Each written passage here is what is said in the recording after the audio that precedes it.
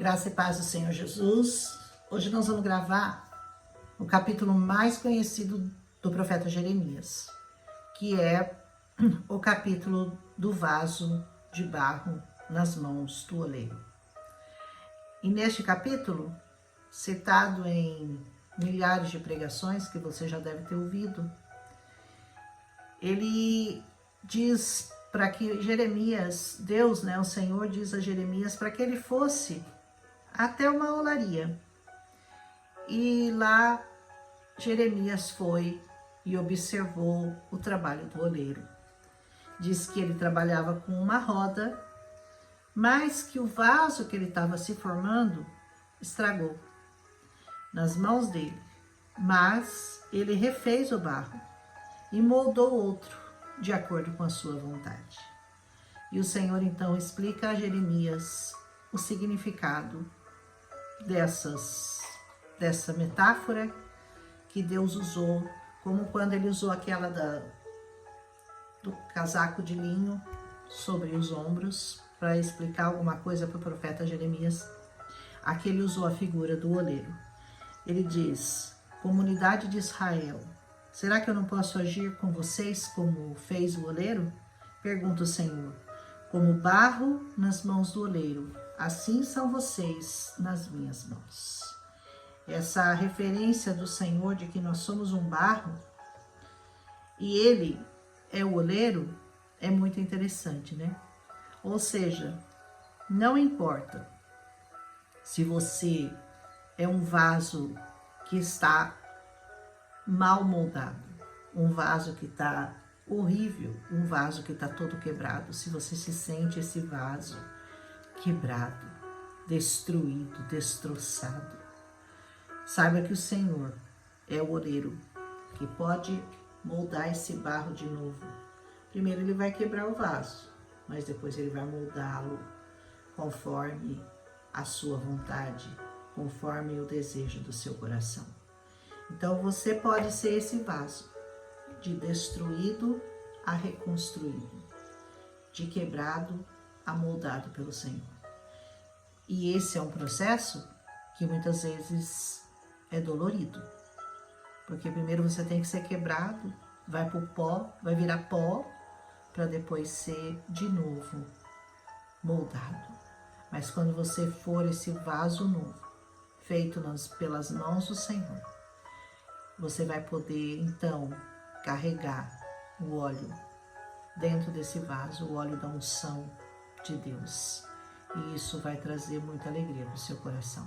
Tenha certeza de que Deus pode fazer de você um vaso novo, por mais que você se sinta quebrado, indigno. Ele é o oleiro, nós somos o barro. A verdade é que nós somos um barro ruim. O material que Deus trabalha não é dos melhores, mas Ele mesmo fez o barro. Mas para moldar de acordo com a vontade dele, ele tem que retirar as impurezas. E essas impurezas são os seus pecados. Senão, se você molda um barro cheio de impurezas, ele não vai ficar bom, ele vai se quebrar. Então Deus vai retirar tudo e vai fazer de você um vaso novo. E Deus continua dizendo que ele faria isso com todas as nações. Ele diz: se em algum momento eu decretar que uma nação, um reino, seja arrancado, despedaçado, destruído, arruinado, mas se essa nação se converter da sua perversidade, eu, o Senhor, vou me arrepender e não vou trazer sobre ela a desgraça que eu tinha planejado. E se em outra ocasião eu decretar que uma ação ou um reino seja edificado e plantado, mas essa nação fizer o que eu reprovo, diz o Senhor, e não me obedecer, então eu me arrependerei do bem que eu pretendia fazer a eles. Agora, portanto, diga ao povo de Judá, diz o Senhor, e aos habitantes de Jerusalém. Deus está dizendo isso para você. Assim diz o Senhor: eu estou preparando uma desgraça e fazendo um plano contra vocês. Por isso, converta-se cada um do seu mau caminho e corrija a sua conduta e as suas ações. O seu futuro, se você não atender aos chamados do Senhor para sua vida é esse aqui. É desgraça, destruição para sua vida, só tragédia. Mas se você se converter, que é o que Deus tem pedido para nós, desde o Gênesis e vai pedir até Apocalipse, e vai prover os meios para que isso aconteça. Se você não fizer isso, você está debaixo dessa condenação que o Senhor determinou. Mas, diz o Senhor, eles vão responder, não adianta, nós vamos continuar com os nossos próprios planos. Cada um vai seguir a rebeldia do seu coração mau. Muitas vezes o Senhor tem ouvido essa resposta. Eu não vou mudar de vida. Eu não vou me subordinar a ninguém, a um pastor, a uma igreja. Não é um pastor, é uma igreja. Você tem que se subordinar ao Senhor e a essa palavra. Você precisa ter um lugar para ouvir essa palavra, para conhecê-la, para aprender a amar o Senhor, para aprender a andar nos seus caminhos. Aí se você quiser ser rebelde, continua seu caminho. O seu fim, Deus já escreveu aqui qual vai ser. Então, é tempo, converta-se. Ele diz assim, continua em Jeremias 13. Portanto, assim diz o Senhor, pergunta entre as nações se alguém já ouviu alguma coisa assim. Uma coisa tremendamente horrível fez a Virgem de Israel. Poderá desaparecer a neve do Líbano de suas encostas rochosas? Poderá parar de fluir suas águas frias vindas de lugares distantes? Mas, contudo, o meu povo esqueceu-se de mim. Se Deus está falando de um povo que Ele separou, que Ele santificou, que Ele se mostrou, que Ele falou, que Ele deu leis e que mesmo assim o desobedeceu e Ele não deixou de castigá-los, imagina o que Ele não fará com você.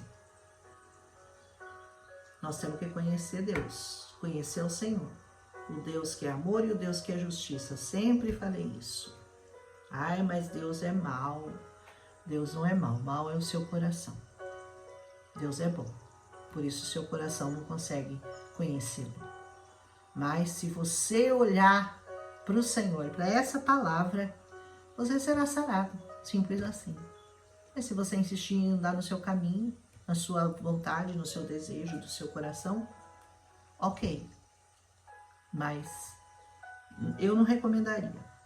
Ele diz, o meu povo esqueceu de mim, queimam incenso a ídolos. Ai, os ídolos, o Senhor não para de falar neles. Que os fazem tropeçar em seus caminhos e nas veredas antigas, para que andem em desvios, em estradas não aterradas. Olha aqui, o que aconteceu com esse povo? Saiu do caminho. Foi pegar desvio, foi pegar atalho, vereda. O caminho é Jesus. Eu já falei isso. E vou falar sempre que eu tiver oportunidade. Como o vento leste, eu os dispersei diante dos seus inimigos. E eu lhes mostrarei as costas e não o rosto no dia da sua derrota. Coisa terrível, né? Que pode acontecer com aqueles que se desviam do caminho. Coisas terríveis podem acontecer com os que se desviam. Então eles disseram, venham, vamos fazer planos contra Jeremias, porque Jeremias estava falando isso para o povo. Então você imagina esse povo ouvindo isso, como eles ficaram irados com Jeremias. Então eles queriam calar a boca do sacerdote. Muitas vezes tentam calar a nossa voz. Calar, para eles não querem ouvir que está errado aquilo que eles estão fazendo. Eles não querem que você fale, que você repita a Bíblia, a palavra de Deus, que você pregue. Não, nós não queremos ouvir, isso daí é coisa do passado. Deus é mais atual que o jornal de amanhã. Aprenda isso. Tudo que está escrito aqui é muito atual, é muito real, é muito palpável, é muito verdadeiro. Está acontecendo, já aconteceu e vai acontecer tudo que está escrito aqui. Ele diz, então vamos destruir o conselho do Jeremias, porque ele não cessará o ensino da lei, nem o conselho do sábio, nem a mensagem do profeta. Venha, façamos acusações contra eles e não ouçamos nada do que ele vai nos dizer. É mais fácil você acusar. Ah, esse aí está falando contra isso, contra aquilo, contra o seu pecado. Nós estamos falando mesmo. Mas A gente não quer ouvir. A gente não quer ouvir, então vamos matar o profeta. Você pode matar quantos profetas você quiser, mas a palavra de Deus permanece para sempre. Você não vai conseguir, você vai conseguir calar alguns profetas, mas a voz de Deus você não vai pedir. Vai continuar te alertando, te falando. Alguém sempre vai estar falando para você: não faça isso, é pecado. Não haja dessa forma, é contra a lei do Senhor. Ouve quem quer, né? Ou como é que é? Manda quem pode e obedece quem tem juízo. E Deus pode, obedeçam, se você tiver juízo. Atende-me, Senhor, dizia o profeta. Ouve o que os meus acusadores estão dizendo. Ele está clamando ao Senhor porque estavam querendo matá-lo, para calá-lo, para que ele não alertasse a eles do pecado deles. Acaso se paga o bem com o mal? Diz Jeremias. Eu estou fazendo o bem, eles estão me pagando com o mal. Fazendo o bem o quê? Alertando, falando da palavra. Mas eles cavaram uma cova para mim. Lembra-te que eu me compadeci diante de ti para interceder em favor deles, para que desviasse deles a sua ira. Ele falou: eu estou intercedendo por esse povo, eu estou clamando por esse povo, e eles querem me matar. Por isso, entrega os filhos deles à fome e ao poder da espada, que suas mulheres fiquem sem filhos e viúvas, que os seus homens sejam mortos, seus rapazes sejam mortos pela espada da batalha. Seja ouvido o grito de quem vem de suas casas quando repentinamente trouxeres invasores contra eles, pois cavaram uma cova para me capturarem e esconderam armadilhas para os meus pés. Jeremias estava sendo grandemente perseguido naquela época. Só mesmo a graça do Senhor, o poder do Senhor é que o manteve vivo, mas ele continuou falando, ele continuou clamando ao Senhor contra os inimigos dele, mas não deixou de pregar a palavra. Mas tu conheces, ó Senhor, todas essas conspirações para me matarem. Não perdoes seus crimes, nem apagues de diante da tua vista os seus pecados. Sejam eles derrubados diante de ti, age contra eles na hora da tua ira. Pecadores nas mãos de um Deus irado. Um Deus que é amor, mas um Deus que se ira. Então, o tempo é de se colocar nas mãos do oleiro. O tempo é de se voltar para o Senhor. É tempo, são os últimos dias, eu creio muito nisso. Nós temos, não sei se temos quantas gerações a mais depois de nós, porque nós temos visto o cenário apocalíptico desenhado. Deus está desenhando.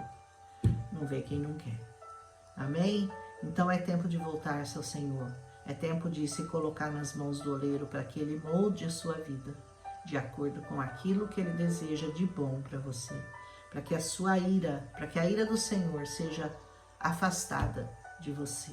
É bom você começar a repensar as suas atitudes e deixar de querer se afastar dos caminhos do Senhor. Amém? Um abraço em Cristo Jesus.